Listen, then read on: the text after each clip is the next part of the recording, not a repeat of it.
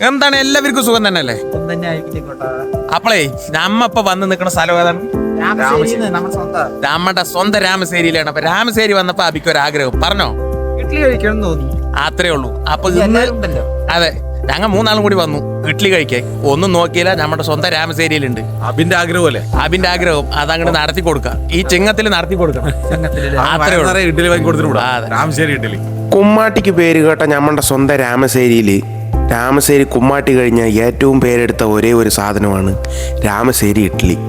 ഇന്നും കുറച്ച് വീട്ടുകാർ മാത്രം ഉണ്ടാക്കുന്ന ഈ രാമശ്ശേരി ഇഡ്ഡലി ഫോക്ലോർ അക്കാഡമി ജേതാവായ ഭാഗ്യലക്ഷ്മി അമ്മൻ്റെ കടയിൽ നിന്നാണ് ഞാൻ പോയി കഴിച്ചത്. ഒരുപാട് സെലിബ്രിറ്റികളൊക്കെ ഈ കടയിൽ വന്നു പോയിട്ടുണ്ട് കേട്ടോളി.